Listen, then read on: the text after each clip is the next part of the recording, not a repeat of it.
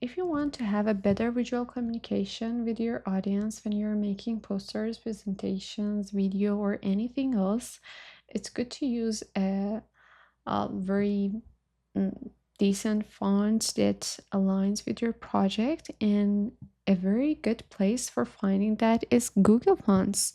So here we have like different options to choose our font, because there are lots of, like hundreds of fonts here, and you can't find what you're looking for. So for example, you're working in a design project, you should just write like a title that you want to work on. For example, it's just for example, and you can choose the size, modify the size that you're working on if it's very large, or even if it's very small for text. So I set it to 58, like it's a medium like title for like a poster or something like that. And you have different filters for the language. You have the written system, um, which we shouldn't change it, and I set the language to English because we're not looking for other languages, other fonts in different languages. And it has like different font categories, like filling, it has like business. You can see like different fonts that are aligned to more business projects. For example, is this one is playful or something like fun you're working on, you can use for example, the playful feeling category, or like cute, loud, or something like that.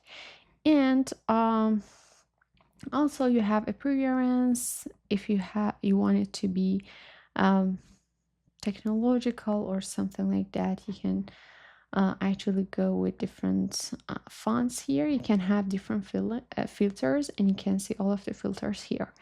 And the other thing I really like to mention, and it's good to know, it's serif and sans serif.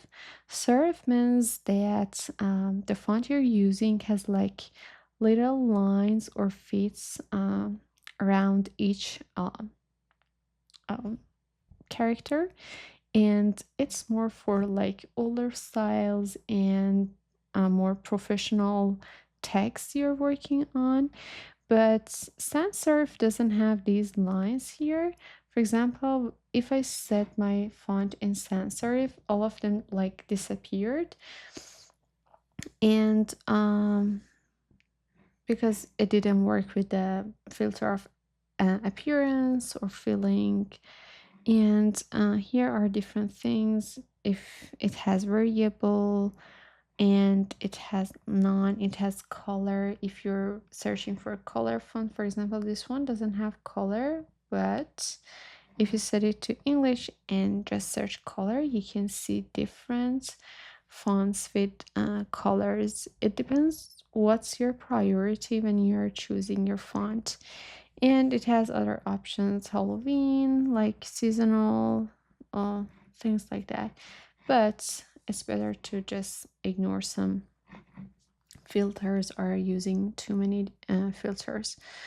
And this is the number of styles. When you click on each font, you can see like it has like 10 styles, and it gives you like different widths of characters and different styles. And so if you want to have like a consistent font in the whole project, it's better to choose a font that has different um, number of styles. Or if you want to just choose this font for your actually title, it's good to go just with one style. It's fine. It says one style, one style. This one has two. For example, it has like different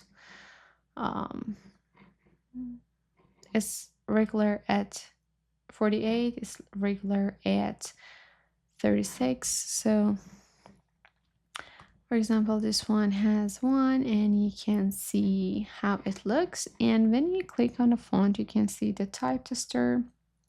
You can write a longer thing here, what you want. For example, we want to test this font something like that. You can see how it works with your font, if you want to download it or not. If you decided to download the font, just go with get the font, and you can download all.